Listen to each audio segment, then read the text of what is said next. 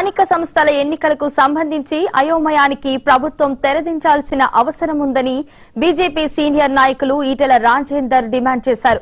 హైకోర్టులో petition pending లో ఉండగానే షెడ్యూల్ ప్రకటించడమే కాకుండా రిజర్వేషన్లు ఇవ్వడం అంటే ప్రభుత్వ అవగాహన రాహిత్యానికి నిదర్శనమని ఈటెల రాజేందర్ అన్నారు. స్థానిక సంస్థల ఎన్నికల మీద మంత్రులు మాట్లాడుతుంటే నవ్వొస్తుందని, షెడ్యూల్ ఇచ్చాము ఎవరు కోర్టుకు వెళ్లొద్దు అంటూ మంత్రులు మాట్లాడుతున్నారని, ఇది ఎంతవరకు సమంజసమని ఈటెల రాజేందర్ ప్రశ్నించారు. స్థానిక సంస్థల ఎన్నికల్లో పోటీ చేయాలనుకుంటున్న ఆశావాహులు తొందరపడి డబ్బులు ఖర్చు పెట్టుకోవద్దని సూచిస్తున్న ఈటెల రాజేందర్ తో మా ప్రతినిధి సుధాకర్ ఫేస్ టు ఫేస్. స్థానిక సంస్థల ఎన్నికలకు సంబంధించి గ్రామీణ స్థాయిలో కొంత గందరగోళ పరిస్థితి అయితే ఇంకా కొనసాగుతుంది. ప్రభుత్వం షెడ్యూల్ ప్రకటించినప్పటికీ హైకోర్టులో పిటిషన్ పెండింగ్ లో ఉంది. వచ్చే నెల 8వ తేదీన పిటిషన్ ని హైకోర్టు విచారణకు స్వీకరించింది. ఆ రోజు హైకోర్టు నిర్ణయం ఏమి వెలువరుస్తుంది, స్థానిక సంస్థల ఎన్నికలకు సంబంధించి ఒకవేళ బీసీలకు 42% రిజర్వేషన్లు ఇస్తూ ఓకే చేస్తుందా లేకుంటే స్టే ఇస్తుందా అనే దానిపైన గందరగోళం నెలకొంది. ఈ నేపథ్యంలో ఆశావాహులు మాత్రం కొంత ఆతృతంగా ఎదురు చూస్తున్నారు. దీనిపైన మాట్లాడేందుకు భారతీయ జనతా పార్టీ సీనియర్ నాయకులు, అదేవిధంగా మల్కాజ్గిరి ఎంపీ ఈటెల రాజేందర్ ఉన్నారు. అంతా మాట్లాడండి సార్. నమస్కారం సార్.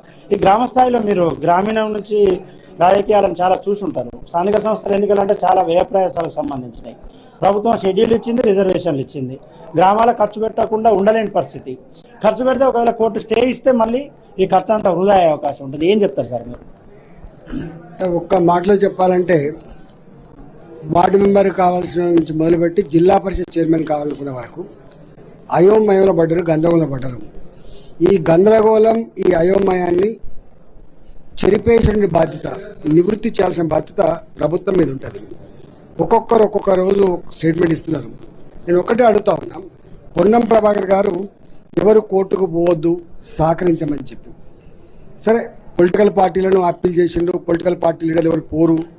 అసలు పొలిటికల్ పార్టీలన్నీ కూడా 42% బీసీ రిజర్వేషన్లు కావాలని, వెంటనే స్థానిక సంస్థల ఎన్నికలు జరగాలని కోరుకుంటున్నారు. కానీ నేను ఒక్కటే మాట ఏంటంటే, గింత కోర్టుకు పోతేనే కొట్టేస్తారని భయం ఉన్నప్పుడు ఎట్లా నువ్వు షెడ్యూల్ ఇచ్చినావు అనేది ఒకటి, ఎట్లా రిజర్వేషన్ ప్రకటిస్తామని రెండు. ఇలా ఒకసారి రిజర్వేషన్ ప్రకటించిన తర్వాత ఏ ఊర్లకు ఆ ఊర్లో బాధ గీసినట్టుగా ఇది మాకు బీసీకి వచ్చింది, మాకు ఎస్సీకి వచ్చిందని చెప్పి గ్రూపులు ఏర్పడిన తర్వాత వాళ్ళు ఎన్నికల వాతావరణాన్ని క్రియేట్ చేసిన తర్వాత రేపు 8వ తారీఖు నాడు కోర్టు ఏమైనా ఇచ్చింది అనుకోండి, ఎంత బాధ అయితే చెప్పండి. అందుకని అంతిమని స్టూడెంట్ కంటే అదే స్టూడెంట్ బెటర్. కాబట్టి నేను మళ్ళీ చెప్తున్నా, ఎన్నికలు నిర్వహించాలని చెప్పి అందరూ కోరుతున్నారు, మీ తపనకు సంతోషం. కానీ దానికి ఒక పద్ధతి ఉంటుంది. ఇవాళ నువ్వు రాజ్యాంగబద్ధంగా ఏర్పడ్డ ప్రభుత్వం ఇది, నువ్వు రాజ్యాంగానికి అతీతంగా నువ్వు మెదలేవు. ఇవాళ యునానిమస్గా కౌన్సిల్లో కానీ అసెంబ్లీలో కానీ తీర్మానం చేసి బీసీలకు 42% రిజర్వేషన్ అని చెప్పి జీవో ఇచ్చినంత మాత్రాన నిలుస్తుందా లేదా అనేది నీకు తెలియదా? రాజకీయ పార్టీలు ఎందుకని బీసీలను ఇంకా ఒక రకమైన అయోమయంలో ఉంచుతున్నాయి? 42% రిజర్వేషన్లు మేము ఇచ్చినట్టు చేస్తాం, మీరు కొట్టినట్టు చేయండి, మేము ఏడ్చినట్టు చేస్తాం అనే పరిస్థితి చాలా స్పష్టంగా కనిపిస్తుంది. ఎవరు అవునన్నా కాదన్నా కూడా ఈ గందరగోళానికి ఎప్పుడు తెరపడుతుంది సార్? అసలు 42% రిజర్వేషన్ తెలంగాణలో బీసీలకు అమలయ్యే అవకాశం ఉందా? అమలు కావాలని, బీసీలకు 42% రిజర్వేషన్లు అమలు కావాలని చెప్పి మేము తనితీర కోరుకుంటున్న పార్టీ, మేము కూడా వ్యక్తిగతంగా కోరుకుంటున్నాం. అది మరి వాళ్ళు చూడాలి. అనేక ఉదంతాలు ఉన్నాయి, చరిత్ర ఉంది, చెప్పడానికి టైం సరిపోదు. కానీ తమిళనాడులో 9th షెడ్యూల్లో పెట్టించుకోగలిగింది దేశంలో ఒక రాష్ట్రం అంటే, వాళ్ళు ఎంత ప్రయాస కోర్చి ఎన్ని రకాల స్టాటిస్టిక్స్ కలెక్ట్ చేసి వాళ్ళు ఎన్ని కమిషన్లు వేసి ఎంత సుప్రీంకోర్టు కన్వీన్ చేసిండ్రో ఆ చరిత్ర చదువుకోమని చెప్పండి. అనేక మంది బీసీ కమిషన్లు కానీ, నేషనల్ ఓబీసీ కమిషన్ కానీ, జస్టిస్ ఈశ్వర లాంటి చెప్తా ఉన్న మాట ఏంటంటే, మీరు ఇట్లా మీద చేస్తా అంటే కుదరదు. ఇక్కడ స్టాటిస్టిక్స్ కలెక్ట్ చేసిండు. ఎవరు చేసిన స్టాటిస్టిక్స్ డిపార్ట్మెంట్ చేసింది. డెడికేటెడ్ కమిషన్ ఉన్నప్పటికీ కూడా, ఇవాళ మీరు ఎంపెరికల్ డేటా కలెక్ట్ చేసామని చెప్పినప్పటికి కూడా ఇవాళ మీది కోర్టు ముందు నిలిచేది కాదని చెప్పి నేను చెప్పట్లే, న్యాయ నిపుణులు చెప్తున్నటువంటి.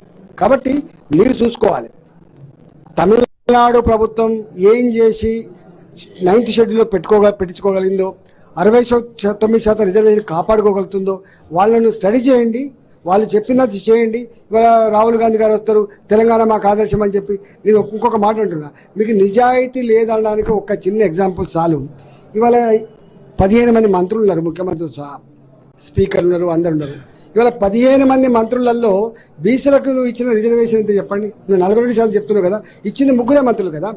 ఇవాళ ఇంతమంది చైర్మన్లు నువ్వు అపాయింట్ చేసినావు, మరి ఎందుకో బీసీలకు 42% వేయలేకపోయినావు?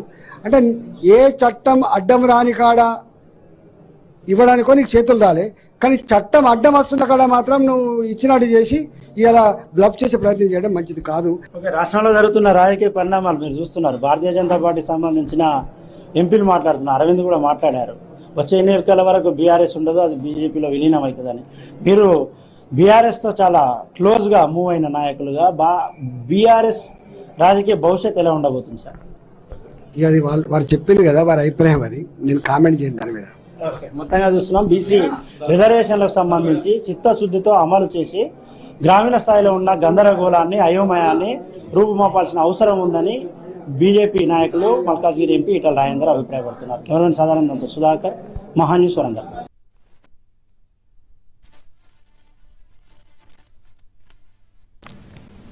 స్థానిక సంస్థల ఎన్నికలను అడ్డుకోవాలని బీఆర్ఎస్, బీజేపీలు కుట్రలు చేస్తున్నాయి. బీసీలపై మాకు చిత్తశుద్ది ఉంది కాబట్టే ఆర్డినెన్స్ ఆమోదం పొందలేదని జీవో తీసుకువచ్చారు.